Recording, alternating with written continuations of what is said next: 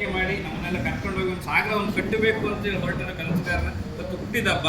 ಅವರ ಜನ್ಮದಿನ. ಇವತ್ತು 58ನೇ ವಸಂತಕ್ಕೆ ಕಾಲಿಡ್ತಾ ಇದ್ದಾರೆ. ಅವರಿಗೊಂದು ನಾವೆಲ್ಲರೂ ಸೇರಿ ನಮ್ಮ ಪೌರಸೇವಾ ನೌಕರರ ಸಂಘದಿಂದ ಇರ್ಬೋದು ಮತ್ತು ನಮ್ಮ ಎಲ್ಲ ಪೌರಸೇವಾ ನೌಕರರಿಂದ ಎಲ್ಲರೂ ಸೇರಿ ಅವರಿಗೊಂದು ಶುಭಾಶಯ ಕೋರಬೇಕು ಅಂತ ಇವತ್ತು ನಾವೆಲ್ಲರೂ ಸೇರಿದ್ದೇವೆ. ಅದಕ್ಕೆ ತಾವೆಲ್ಲರೂ ಆಗಮಿಸಿದ್ದೀರಿ. ಎಲ್ಲರಿಗೂ ಒಂದೇ ಮಾತಲ್ಲಿ ಸ್ವಾಗತ ಕೋರ್ತಾ, ವೇದಿಕೆಯಲ್ಲಿ ಇರೋರಿಗೆ ಎಲ್ಲರಿಗೂ ಸ್ವಾಗತ ಕೋರ್ತಾ ಕಾರ್ಯಕ್ರಮ ನಡೆಸಿಕೊಡ್ಬೇಕು ಅಂತ ಹೇಳಿ ಪೌರಸೇವಾ ನೌಕರರ ಸಂಘದ ಅಧ್ಯಕ್ಷರು ಕೇಳ್ಕೊಳ್ತಾರೆ.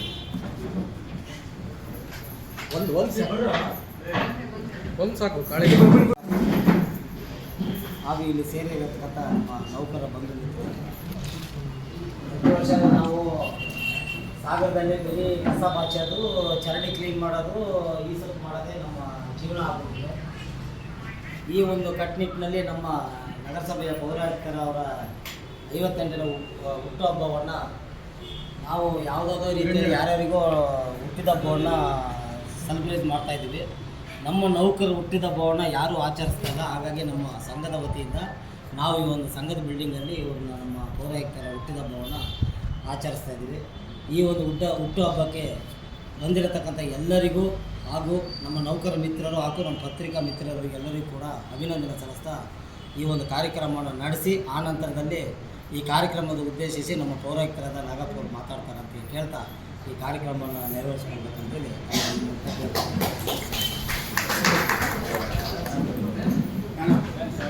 ಶಾಣಪ್ಪ ಕಂಬ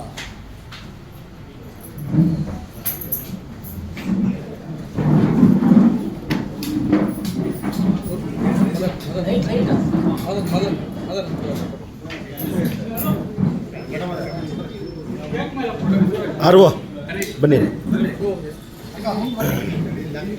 ನಿರಂಜನ ಬಾ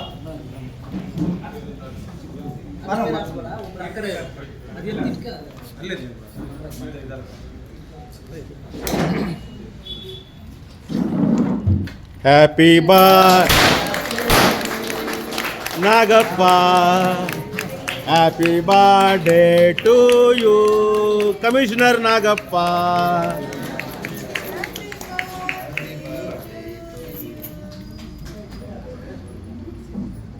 ನೀನು ನನಗೆ ತಿನ್ನಿಸ್ಬೇಡ, ನಿನಗೆ ಮಾತ್ರ ಸ್ವಲ್ಪ ಅವ್ರು ತಿನ್ನಲ್ಲ ಅಂತ ನಾನು ತಿನ್ಬೇಕು. ಹುಟ್ಟಿದ ಮೌರ್ಯ ನನಗೆ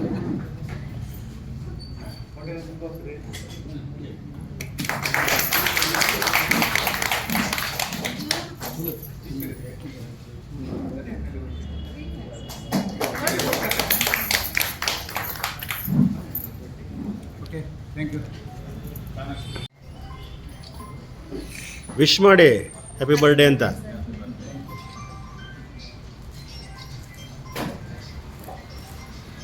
ನಮಸ್ಕಾರ. ನಮ್ಮ ಪೌರಸೇವಾ ನೌಕರ ಸಂಘದ ಅಧ್ಯಕ್ಷರಾದ ನಾಗರಾಜ್ ಅವರೇ, ಉಪಾಧ್ಯಕ್ಷರಾದ ಹರೀಶ್ ಅವರೇ, ಮ್ಯಾನೇಜರ್ ಬಾಲಚಂದ್ರ ಅವರೇ, ನಮ್ಮ ನೆಚ್ಚಿನ ಪರಿಸರ ಇಂಜಿನಿಯರ್ ಆದಂಥ ಮದನ್ ಅವರೇ, ಮತ್ತು ಇಲ್ಲಿ ಬಂದಂಥ ಮಾಧ್ಯಮದ ಮಿತ್ರರೇ, ನನ್ನೆಲ್ಲ ಸಹೋದ್ಯೋಗಿಗಳೇ, ವಿಶೇಷವಾಗಿ ನಮ್ಮ ಆನವಟ್ಟಿ ಸುರೇಶ್, ನಮ್ಮ ಜಾತ್ರಾ ಸಮಯದಲ್ಲಿ ನಮ್ಮ ಯಾವುದೇ ಸ್ವಚ್ಛತೆಯಲ್ಲಿ ಯಾವುದೇ ತೊಂದರೆ ಆಗದ ರೀತಿ ನಮ್ಮ ಜೊತೆಗೆ ಕೈ ಜೋಡಿಸೋದು ಅನ್ನೋದಕ್ಕಿಂತ ಜವಾಬ್ದಾರಿ ತಗೊಂಡು ಅವರೇ ಮಾಡಿರೋದು ರಾತ್ರಿ ಎಲ್ಲ. ಅವರು ಸಹ ಇವತ್ತು ವಿಶೇಷವಾಗಿ ನಮ್ಮ ಮೇಲೆ ಅಭಿಮಾನಕ್ಕೆ ಬಂದಿದ್ದು ಎಲ್ಲರೂ ಬಂದಿದ್ದು ಎಲ್ಲರಿಗೂ ನಮಸ್ಕಾರ. ಇಷ್ಟೇ.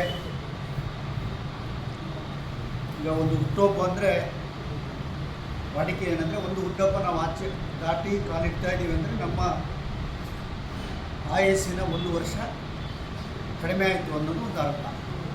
ಆದರೂ ನಾನು ಇಷ್ಟು ವರ್ಷ 58ನೇ ವರ್ಷದಲ್ಲೂ ಇದು ಬದುಕಿದ್ದೀನಲ್ಲ, ಚೆನ್ನಾಗಿ ಬದುಕಿದ್ದೀನಲ್ಲ ಅನ್ನೋದು ಒಂದು ಹರ್ಷ. ಎರಡೂ ಇರುತ್ತೆ. ಇವತ್ತು ಸಾಗರದಲ್ಲಿ ನಮ್ಮ ಮದನ್ ಅವರು ಹೇಳಿದ್ರು ಸಾಗರದ ಬಗ್ಗೆ ಕನಸು ಅದು ಇದು ಅನ್ನೋದು. ಹೌದು, ಕನಸಂತೂ ಇದೆ. ಮನುಷ್ಯ ಕನಸು ಮತ್ತು ಗುರಿಯನ್ನು ಯಾರು ಇಟ್ಕೊಳ್ತಾನೆ ಅವ್ರು ಮಾತ್ರ ಸಾಧನೆ ಮಾಡೋದು ಸಾಧ್ಯ. ಬರೀ ಕನಸು ಕಂಡ್ರೆ ಸಾಧ್ಯ ಆಗಲ್ಲ. ಇನ್ನೇ ಗುರಿ ಅಂದರೆ ಏನಾದರೂ ಬರೀ ಮಾತಿನ ಗುರಿಯಿಂದ ನೋಡೋದು. ಕನಸು ಮತ್ತು ಗುರಿ ಎರಡೂ ಸೇರಿದರೆ ಒಂದು ನಮ್ಮ ನೌಕರಿ ಅಥವಾ ನಮ್ಮ ವ್ಯವಸ್ಥೆಗೆ ನಾವು ನ್ಯಾಯ ಕೊಟ್ಟಂಗೆ ಆಗುತ್ತೆ. ಹಾಗಂತ ನಾನೇನು ವಿಶೇಷ ಅಂತಲ್ಲ. ನನಗೆ ಸಿಕ್ಕಿದಂಥ ಅವಕಾಶಗಳು, ಆ ಅವಕಾಶಗಳನ್ನು ನಾನು ಬಳಸ್ಕೊಂಡಿದ್ದೀನಿ. ಅವರು ಕಾಗೋಡು ತಿಮ್ಮಪ್ಪನವರಿಂದ ಹಿಡಿದು ಇವತ್ತು ಗೋಪಾಲಕೃಷ್ಣ ಅವರು ಇದ್ದಾರೆ, ಅಲ್ಲಪ್ಪನವ್ರು MLA ಆದರು.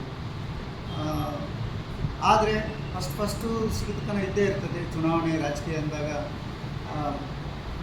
ಚುನಾವಣೆ ಬಂದಮೇಲೆ ನಾಗಪ್ಪ ಇರಲ್ಲ ಅಂತ ಕೆಲವರು ಮಾತಾಡೋದು, ಅಥವಾ ಅವರು ನಾಗಪ್ಪನ ಇಟ್ಕೊಳ್ಳಲ್ಲ ನಾನು ಅಂತೇಳಿ ಜನ ಕೇಳ್ತಾರೆ, ನಾಗಪ್ಪ ಇಟ್ಕೋಬಾರ್ದು ಸರ್ ಅಂತಾರೆ. ಆದರೆ ಆ ಚುನಾವಣೆ ಮಾಡೋದು 2-3 ತಿಂಗಳಿಗೆ ನಿಮ್ಮ ನಾಗಪ್ಪ ಯಾರಿಗೂ ದುಡ್ಡು ಕೊಡಲ್ಲ, ನೌಕರಿಗೋಸ್ಕರ, ಇದು ಹುದ್ದೆಗೋಸ್ಕರ ಯಾರಿಗೂ ಬಜೆಟ್ ಅಂತೂ ನನಗೆ ಹಿಡಿಯೋದೇ ಇಲ್ಲ. ಅವರೇ ಕಲ್ಪನೆ ಮಾಡ್ತಾರೆ. ಈಗೊಂದು ಅವರಲ್ಲೇ ಕೆಲವು ಕನಸುಗಳಿರ್ತವೆ. ಒಂದು ರಂಗಮಂದಿರ ಕಟ್ಟಬೇಕು, ಒಂದು ಕೆರೆ ಇಂಪ್ರೂವ್ ಮಾಡಬೇಕು, ಇನ್ನೊಂದು ಒಳ್ಳೊಳ್ಳೆ ಉದ್ಯಾನವನ್ನು ಮಾಡಬೇಕು ಅಂದಾಗ ಈ ಮನುಷ್ಯ ಬೇಕು ಅಂತೇಳಿ ನನ್ನನ್ನು ಇಟ್ಕೊಂಡಿದ್ದರೆ ಅಂತ ಮಾತ್ರ ನಾನು ಈ ಕೆಲಸ ಮಾಡೋಕ್ಕಾಗ. ಬಹುಶಃ ದ್ವೇಷ ರಾಜಕಾರಣದಲ್ಲಿ ನನ್ನನ್ನು ಬೇರೆ ಊರಿಗೆ ವರ್ಗಾವಣೆ ಮಾಡಿದರೆ ನನಗೆ ಅಲ್ಲಿ ಎಷ್ಟು ಅವಕಾಶ ಸಿಗ್ತಿತ್ತು ಅಥವಾ ಪ್ರೀತಿ ವಿಶ್ವಾಸ ಸಿಗ್ತಿತ್ತು ಗೊತ್ತಿಲ್ಲ. ಬಟ್ ಇಲ್ಲಂತೂ ಸರ್ವ ಜನಾಂಗದ ಎಲ್ಲರೂ ನನ್ನನ್ನು ಪ್ರೀತಿ ಪಟ್ಟಿದ್ದಾರೆ. ಎಲ್ಲ ಅಧಿಕಾರಸ್ಥರು, DC ಇಂದ ಹಿಡಿದು AC ಸಹ ನಾಗಪ್ಪ ಅಂತ ಒಂದು ಜವಾಬ್ದಾರಿ ಕೊಟ್ಟಿರೋದ್ರಿಂದ ನೀವು ಇಷ್ಟು ಹೆಮ್ಮೆಯಿಂದ ಹೇಳ್ಕೊಳ್ಳೋ ರೀತಿಯಲ್ಲಿ, ಅಂದರೆ ಮುಂದ್ಗಡೆ ಯಾರು ಬೈದೇ ಇದ್ದರೂ ಹಿಂದ್ಗಡೆ ಏನಾದರೂ ಸ್ವಲ್ಪ ಬೈಯೋದು ಮನಸ್ಸು ಸಹಜವಾಗಿ ಬಯಸ್ಕೊಳ್ಳೋದು ಇದ್ದೇ ಇರುತ್ತೆ. ಆದರೂ ನೇರವಾಗಿ ನಿಂತವನು ಆ ಥರ ಅಂತ ಮಾತಾಡೋಕ್ಕೆ ಅವಕಾಶ ಕೊಡದೇ ಇರೋ ರೀತಿಯಲ್ಲಿ ನಾನು ಬದುಕ್ತಾ ಇದ್ದೀನಿ. ಅಂದರೆ ನಿಮ್ಮೆಲ್ಲರ ಸಹಕಾರ, ನಮ್ಮೂರಿನ ಪತ್ರಿಕಾ ಮಾಧ್ಯಮದಲ್ಲಿರ್ಬೋದು, ನಮ್ಮೂರಿನ ರಾಜಕಾರಣಿಗಳಿರ್ಬೋದು, ಪ್ರತಿಯೊಬ್ಬರು ನನಗೆ ಗೌರವ ಕೊಟ್ಟಿದ್ದಾರೆ. ಎಲ್ಲರೂ ಇವನು ಮೇಲ್ವರ್ಗದವರು ಸಹ ನಾಗಪ್ಪಣ್ಣ ಅಂತಲೇ ಕರೀತಾರೆ, ನನಗಿಂತ ಹಿರಿಯರು ಸಹ. ಅದು ಎಲ್ಲರಿಗೂ ಸಿಗಲ್ಲ, ಅದು ಸಿಕ್ಕಿದೆ. ಅದನ್ನು ನಾವು ಕಾಪಾಡಿಕೊಂಡು ಚೆನ್ನಾಗಿ ಉಪಯೋಗಿಸ್ಕೊಂಡು ಎಲ್ಲರ ಜೊತೆಗೂ ಅಂದರೆ ಎಲ್ಲರ ಜೊತೆಗೂ ಹೊಂದಾಣಿಕೆ ಮಾಡಿಕೊಳ್ಳೋದು ಇನ್ನೊಂದು ಈ ಕಾಲದಲ್ಲಿ ನಡೆಯೋದಿಲ್ಲ. ನಾವು ನಮ್ಮ ಜವಾಬ್ದಾರಿ ಅರ್ಥಕೊಂಡು ಸ್ವಲ್ಪ ಮ್ಯಾನೇಜ್ಮೆಂಟ್ ಮಾಡಬೇಕಾಗುತ್ತೆ. ನಾವುಗಳು ಅಂದರೆ ನಮ್ಮದು 90% ಫೀಲ್ಡ್ ವರ್ಕು, 10% ಆಫೀಸ್ ವರ್ಕು. ನಾವು ನೆಗೋಷಿಯೇಟ್ ಮಾಡ್ಕೊಂಡು ಆಗಲ್ಲ, ಹೊಂದಾಣಿಕೆ ಬೇಕು. ಆದರೆ ಜವಾಬ್ದಾರಿ ಅರ್ಥಕೊಂಡು ಮಾಡಬೇಕು. ಸಿಂಪಲ್ ಏನಂದರೆ ಕಾಲ ಭಾರಿ ಬದಲಾಗಿದೆ. ಇದೆಲ್ಲ ಯುವಕರೇ ರಗಣ ಜಾಸ್ತಿ. ಈಗ ನಾನು, ಬಾಲಚಂದ್ರ ಮತ್ತು ನಮ್ಮ ನಾಗರಾಜ ಒಂದಿಷ್ಟು ಜನ ಬಿಟ್ಟರೆ ಎಲ್ಲರೂ ಹುಡುಗರೇ ಇದ್ದೀರಿ. ಇನ್ನೂ ಕನಿಷ್ಠ 20 ವರ್ಷ ಸೇವೆಗಳನ್ನು ಮಾಡಬೇಕಾದಂಥದ್ದು ಇದ್ದೀರಿ. ಕಾಲ ಭಾರಿ ಬದಲಾಗಿದೆ. ಎಷ್ಟು ಬದಲಾಗಿದೆ ಅಂದರೆ, ನಿನ್ನೆ ಬಸವರಾಜ ಹೊರಟ್ಟಿ ಸಾಹೇಬರು ವಿಧಾನಸೌಧದಲ್ಲಿ ನಮಗೊಂದು ಮೀಟಿಂಗ್ ಇತ್ತು. ಆ ಮೀಟಿಂಗಲ್ಲಿ 2 ಸಣ್ಣ ಕಥೆಗಳು ಹೇಳಿದ್ರು. ಅಂದರೆ ವ್ಯವಸ್ಥೆ ಬಗ್ಗೆ ಜನರಿಗೆ ಎಷ್ಟು ಬೇಸರ ಇದೆ ಅನ್ನೋದಕ್ಕೆ, ನ್ಯಾಯ ಸಿಗಲ್ಲ ಅಥವಾ ಏನು ಜನರ ಹಕ್ಕುಗಳಿಗೆ ನಾವು ಏನು ಕಾರ್ಯಾಂಗ ಇದೆ, ನಾವು ಸ್ಪಂದಿಸ್ತೇ ಇಲ್ಲ ಅನ್ನೋದಕ್ಕೆ ಒಂದು ಉದಾಹರಣೆ ಹೇಳ್ತಾರೆ. ಏನು ಹೇಳ್ತಾರೆ ಅಂದರೆ, ಒಂದು ಕಾಡಿನಲ್ಲಿ ಒಂದು ಎಮ್ಮೆ ಓಡ್ತಾ ಇರ್ತೈತೆ ಎಮ್ಮೆ. ಅವಾಗ ಇಲಿನೂ ಅಲ್ಲೇ ಇರ್ತೈತೆ. ಇಲಿ ಕೇಳ್ತೈತೆ, ಏನಾಗಿದೆ, ಯಾಕೆ ಓಡೋಗ್ತಾ ಇದ್ದೀರಾ ನೀವು ಅಂತ ಕೇಳ್ತೈತೆ ಎಮ್ಮೆ. ಆವಾಗ ಎಮ್ಮೆ ಹೇಳ್ತೈತಂತೆ, ಇಲ್ಲ ಅರಣ್ಯ ಇಲಾಖೆಯವರು ಆನೆ ಹಿಡಿಯಕ್ಕೆ ಬಂದುಬಿಟ್ಟಿದ್ದಾರೆ, ಹಾಗಾಗಿ ಆನೆ ಅಂತ ನನ್ನ ಹಿಡಿದುಬಿಟ್ರೆ ಅಂತ ಆನೆ ಹೇಳ್ತೈತೆ. ಎಮ್ಮೆ ಆವಾಗ ಹೇಳುತ್ತಂತೆ, ನನ್ನನ್ನು ಆನೆ ಅಂತ ತಿಳ್ಕೊಂಡು ಹಿಡಿತಾರಲ್ಲ, ನಾನು ಆನೆ ಅಲ್ಲ ಅಂತ ಸಾಬೀತು ಮಾಡೋಕ್ಕೆ 20 ವರ್ಷ ಬೇಕು ನನಗೆ. ನಾನು ಆನೆ ಅಲ್ಲ ಎಮ್ಮೆ ಅಂತ ಸಾಬೀತು ಮಾಡೋಕ್ಕೆ ಇವತ್ತಿನ ವ್ಯವಸ್ಥೆಯಲ್ಲಿ ನನಗೆ ಕನಿಷ್ಠ 20 ವರ್ಷ ನನ್ನ ಜೀವನ ಅಲ್ಲೇ ಕಳೆದು ಹೋಗುತ್ತೆ. ಅದಕ್ಕಾಗಿ ನಿನ್ನನ್ನು ಸಹ ನಿನ್ನನ್ನು ಸಹ ಆನೆಯ ಮೊರಿ ಅಂತ ಫಸ್ಟ್ ಹಿಡ್ಕೋಬೋದು, ನೀನು ಓಡು ಅಂತ ಹೇಳ್ತಾರೆ ಎಮ್ಮೆ. ಅವಾಗ ಇಲ್ಲಿನೂ ಓಡ್ತಾ ಇದ್ದೆ, ದೈವ ಮಾರ ಯಾವ ಬಗ್ಗೆ ಸಮಾಧಾನ ಅಂದರೆ ಸೇರಿಬಿಟ್ಟು. ಅಂದರೆ ನಾವು ಜನರಿಗೆ ಉಳಿಸ್ಕೊಡೋದ್ರಲ್ಲಿ ಎಷ್ಟು ಹಿಂದಿದ್ದೀವಿ ಅನ್ನೋದನ್ನ ಅವರು ಒಂದು ಕಥೆಯ ರೂಪದಲ್ಲಿ ಬಸವರಾಜ ಹೊರಟ್ಟಿಯವರು ಹೇಳ್ತಾರೆ. ಇನ್ನೊಂದು ಕಥೆ ಹೇಳಿದರು, ಕಾಲ ಎಷ್ಟು ಬದಲಾಗಿದೆ ಅಂತ. ಕಾಲ ಯಾವ ರೀತಿ ಬದಲಾಗಿದೆ ಅಂತ ಹೇಳಿದರೆ, ಒಬ್ಬ ಆ ಕಾಲದಲ್ಲಿ ಟೋಪಿ ಮಾರೋನು ಇರ್ತಾನೆ. ಟೋಪಿ ಮಾರ್ಕಿಂತ ಹೋಗ್ತಾನೆ. ಸ್ವಾಭಾವಿಕವಾಗಿ ಅವನಿಗೆ ದಣಿವಾರ ಏನೋ ಮಧ್ಯಾಹ್ನ ಸುಸ್ತಾಗುತ್ತೆ. ಆವಾಗ ಒಂದು ಮರದ ಕೆಳಗಡೆ ಮಲ್ಕೊಂತಾನೆ, ಒಂದು ಟೋಪಿ ಹಾಕೊಂಡು ಮಲ್ಕೊಂಡಿರ್ತಾನೆ. ಟೋಪಿಯಲ್ಲಿ ಅಲ್ಲೇ ಇಟ್ಕೊಂಡಿರ್ತಾನೆ. ಆಮೇಲೆ ಅವ್ನು ಮಲಗಿರ್ತಾನೆ, ಬರ್ರಿ ನೋಡ್ತಾನೆ, ಒಂದು ಟೋಪಿನೂ ಎಲ್ಲ ಮಂಗ ಹಾಕಿಬಿಟ್ಟಿದ್ರು, ಕುತ್ಕೊಂಡಿದ್ರು. ಆವಾಗ ಏನು ಮಾಡ್ತಾನೆ, ಅವ್ನ ತಲೆ ಮೇಲೆ ಒಂದು ಟೋಪಿ ಇರುತ್ತೆ, ಆ ತಲೆ ಮೇಲೆ ಒಂದು ಟೋಪಿ ಇರುತ್ತಲ್ಲ, ಆ ಟೋಪಿನ ತೆಗೆದು ಹಾಕ್ತಾರೆ. ಥೂ ನಿಮ್ಮ ಅಂತೇಳಿ ಇದನ್ನು ತಗೊಂಡ್ರೆ ನೀವೇ ಅಂತೇಳಿ ಬಿಸಾಕ್ತಾರೆ. ಯಾವಕ್ಕೆ? ಮಂಗಗಳಿಗೆ. ಮಂಗ ಅವಾಗ ಏನು ಮಾಡ್ತವೆ, ಎಲ್ಲ ದಬ್ಬ ಅಷ್ಟು ಟೋಪಿನ ಕೆಳಗೆ ಹಿಡಿತಾರೆ. ಇದು ಕಾಲಾಂತರದಲ್ಲಿ ಅವ್ರ ಮಗ ಅದೇ ಟೋಪಿ ವ್ಯಾಪಾರವನ್ನು ಮಾಡ್ತಾ ಹೋಗ್ತಾ ಇರ್ತಾನೆ. ಒಂದು ದಿವಸ ಎಂಥದೋ ಒಂದು ಮರದ ಕೆಳಗಡೆ ಇರ್ತಾನೆ.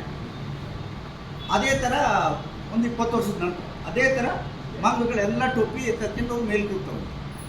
ಅವಾಗ ಇವ್ರ ಅಪ್ಪ ಹೇಳಿರ್ತಾನೆ, ನೀನು ಎಲ್ಲರೂ ಒಂದು ಹಳ್ಳಿ ಮರದ ಮೇಲೆ ಈ ಥರ ಆಗುತ್ತೆ, ನಿನ್ನ ಟೋಪಿ ಥರ ಹೊಡಿ, ಮತ್ತು ಅವು ಬಿಸಾಕ್ತವೆ. ನೀವು ಅದೇ ಥರಕ್ಕೆ ಬಿಸಾಕ್ತಾನೆ ಟೋಪಿ. ಅದನ್ನು ಕ್ಯಾಚ್ ಹಿಡ್ಕೊಂಡು ಆ ಒಂದು ಟೋಪಿ ಮೇಲೆ ಮತ್ತೊಂದು ಟೋಪಿ ಹಾಕೊಳ್ಳುತ್ತೆ ನಾಯಿ. ಅಂದರೆ ಪ್ರಾಣಿಗಳಲ್ಲಿ ಇಷ್ಟು ಬುದ್ಧಿವಂತಿಕೆ ಬಂದಿದೆ ಅಂದರೆ, ಬದಲಾವಣೆ ಬಂದಿದೆ ಅಂದರೆ ಮನುಷ್ಯರಲ್ಲಿ ಎಷ್ಟು ಬದಲಾವಣೆ ಬಂದಿದೆ. ಹಾಗಾಗಿ ನಮಗೆ ಸಿಕ್ಕಂಥ ಅವಕಾಶದಲ್ಲಿ ನಾವು ಒಳ್ಳೆ ಕೆಲಸ ಮಾಡಿದ್ರೆ ಯಾರು ನಮ್ಮನ್ನು ದ್ವೇಷನೂ ಮಾಡಲ್ಲ, ಏನೂ ಮಾಡಲ್ಲ. ಮತ್ತು ಸರ್ಕಾರಿ ನೌಕರಾದರೂ ದ್ವೇಷವನ್ನು ಕಂಟಿನ್ಯೂ ಮಾಡಬೇಕು. ಯಾರೋ ಒಂದು ಜಗಳ ಆಗಿಬಿಡುತ್ತೆ ಸ್ವಾಭಾವಿಕವಾಗಿ. ಇವತ್ತೊಂದು ಜಗಳ ಆಗುತ್ತೆ, ಅದನ್ನು ನಾಳೆ ತಗೊಂಡು ಹೋಗಬಾರ್ದು. ಇವತ್ತೇ ಘಟನೆಗಳು ನಿಮಗೆಲ್ಲ ಗೊತ್ತು. ನಾನು ಹೇಳ್ತಿರ್ತೇನೆ ಅಂದರೆ ಅವತ್ತೇ ಅದಕ್ಕೆ ಸಾಲ್ವ್ ಮಾಡ್ತೇವೆ. ಎಲ್ಲ ಸಮಸ್ಯೆ ಇಲ್ಲ ಅಂದರೆ ಪರಿಹಾರನೇ ಇಲ್ಲ. ಯಾವ ಸಮಸ್ಯೆಗೂ ಪರಿಹಾರ ಇಲ್ಲ ಅನ್ನೋದೇ ಇಲ್ಲ.